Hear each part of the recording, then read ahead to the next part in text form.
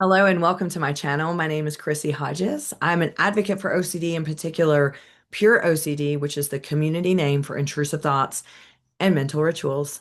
I'm so glad that you're here today, and we are going to be talking about when OCD intrusive thoughts can get so loud that all of a sudden we're starting to believe that they might be true.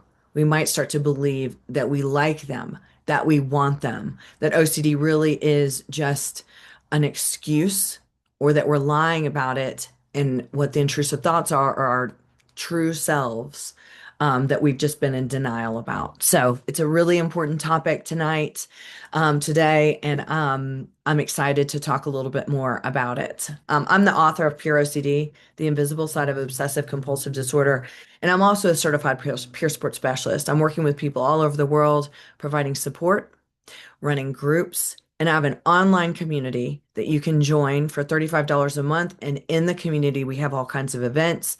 You have access to support groups weekly, one-on-one peer support, classes that I teach, and your ability to connect with so many different people around the world that have OCD. I wanted to do this to make support accessible for you when you need it. So check out in the description underneath, and you'll be able to join whenever you need. No CD is an app, and inside their app, they also have resources and ability to connect with other people. They also do telehealth, doing ERP in many places all over the world. So if you are wanting to find out if they do telehealth in your area or wanting to start ERP, go to treatmyocd.com or nocd.com. You can find them too in the description. So let's get right into this. Want to talk today about, and also I just did a TikTok video on this. If you're on TikTok, go find me at Puro Chrissy. I just do some like hard truths that OCD presents, and I like to put my spin on it as usual. It's been really fun being able to connect with people over there.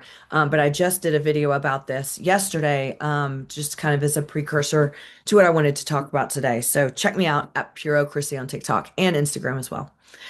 Um, okay. Let's get real. When OCD becomes so overpowering, when it becomes so loud that all of a sudden we feel like the thoughts aren't intrusive anymore.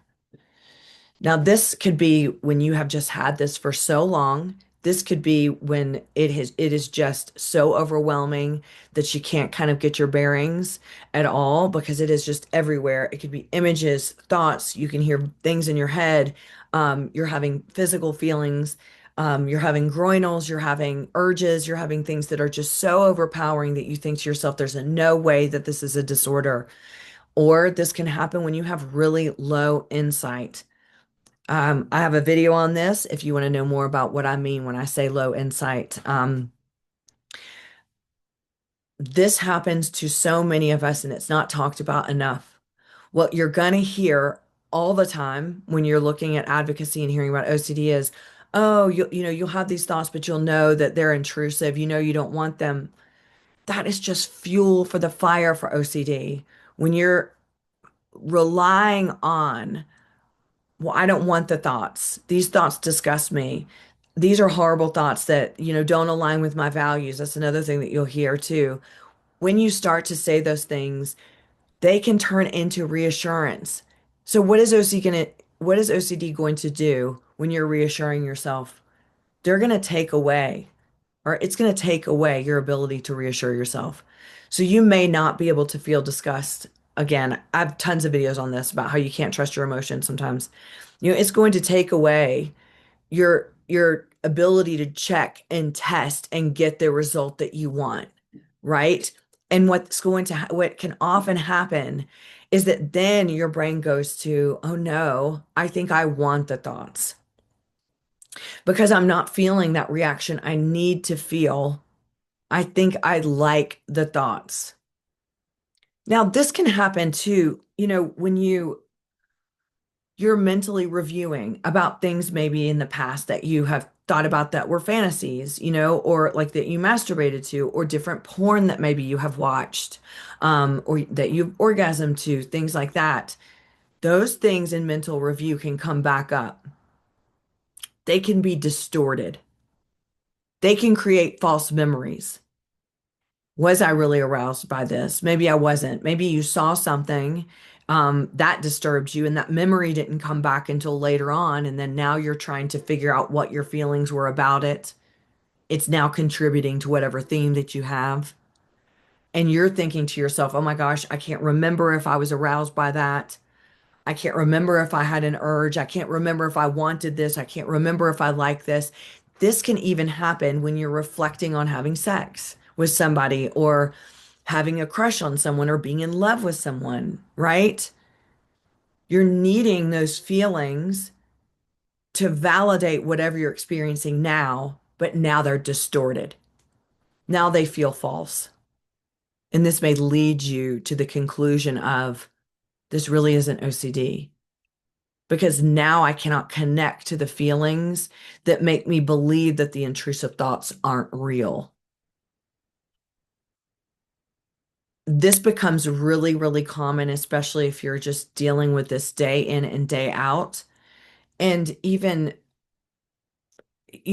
not on purpose, but even if you are providing yourself reassurance every single day, trying to convince yourself the intrusive thoughts aren't true, this is when this is going to become really big and really prevalent because now it's like turned. Now, for people with taboo intrusive thoughts, this is an absolute source of hopelessness. I mean, it's an absolute source of hopelessness for everybody, right? I mean, because intrusive thoughts are intrusive thoughts. But what I want to emphasize is when it comes to things that at the end of the day, you could go to jail for, or you'd be ostracized for in society.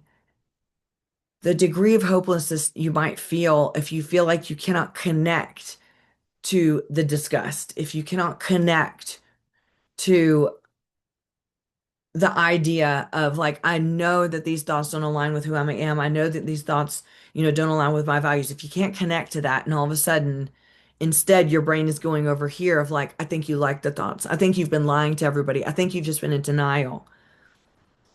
The hopelessness can override everything. You can experience depression. You can experience suicidal ideation. My point of this video is to tell you that this is so common. You are going to think that it's not because you're going to go and you're going to look and everything is going to say, that the intrusive thoughts aren't real. That shifts for so many of us, especially in the desperation of needing to know that these aren't real, that these aren't something that we don't want, or these are something that we don't want. That can shift because we are in such an urgent need to know. And then when it turns, you just get scared. And sometimes you get apathetic. If this is who I have to be, I don't want to live anymore. If this is who I have to be, I've given up hope. I'm here to tell you if you've gotten to that spot, you do not have reason to lose hope. If you can't tell that to yourself, I want you to hear me say it. And I want you to choose to believe it.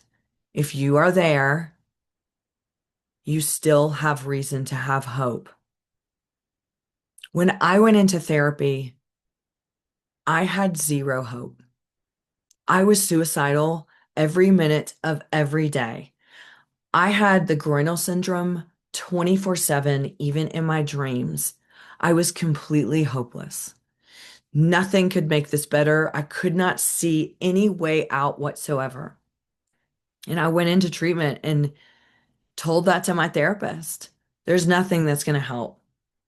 And in fact, I even told him several times, I just think everything I'm telling you is a lie. And I'm just trying to convince you that I have OCD based on everything I've read. And I don't really think I've had it. And of course, he was like, well, let's just do the work and see. He was he was not giving me any reassurance. But it was okay because all in a weird way, I think I was so apathetic. I was like, I'll do whatever you tell me to do because I don't think it's going to work anyway. And so I was able to do the work and I was able to get better. And it was strange to think that in that amount of time, I was able to go from being at the very bottom to, oh my gosh, I can be functional. I can learn how to respond differently to these thoughts. When we have gotten so bogged down in using logic to try to figure out if this is what we want or do we not want it, and we're so scared of finding out the answer, that logic gets so exhausted. And we get so tied up in the idea that if I can't outthink this, there is no way out. But that's not how OCD works. It doesn't operate off of logic. So everything that you're doing is just you trying to figure it out and solve it. And that's why you're so exhausted. That's why you've gotten to the spot where you're like, if everything that I have done doesn't work, then I must want the thoughts. I must like the thoughts. And sometimes your body betrays you with the groinal syndrome or other areas of your body telling you that you do, or demonstrating that maybe you do. Memories are popping up saying, well, remember you watched this porn when you were 14 and 15 and you liked it, so that must prove now, that it's you were even in denial way back then.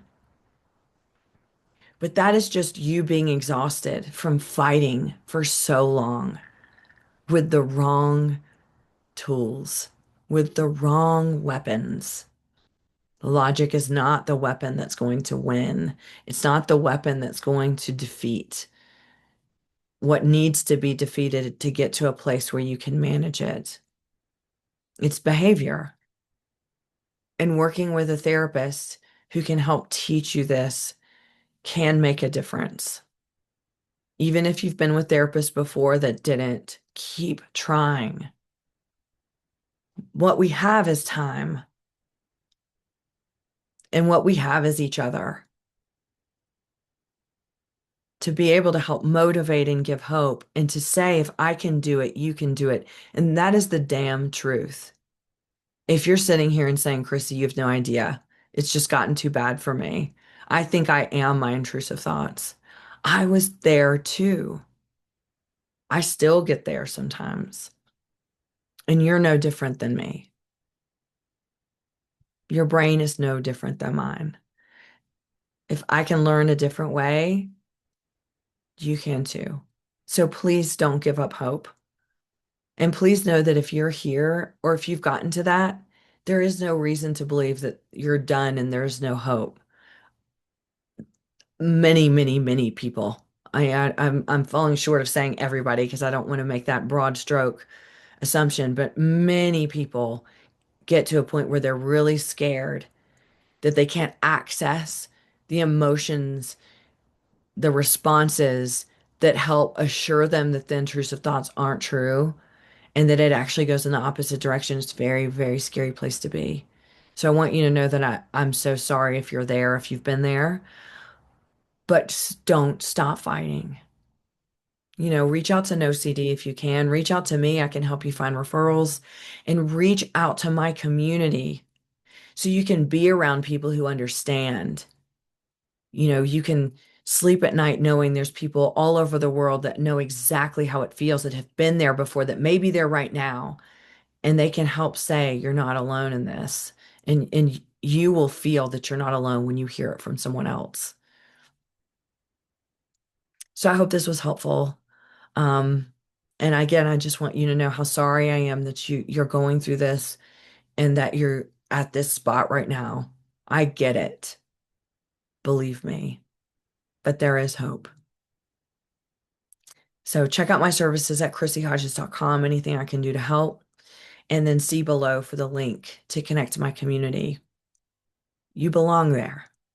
You deserve support no matter what has happened, no matter what. I'll see you next time.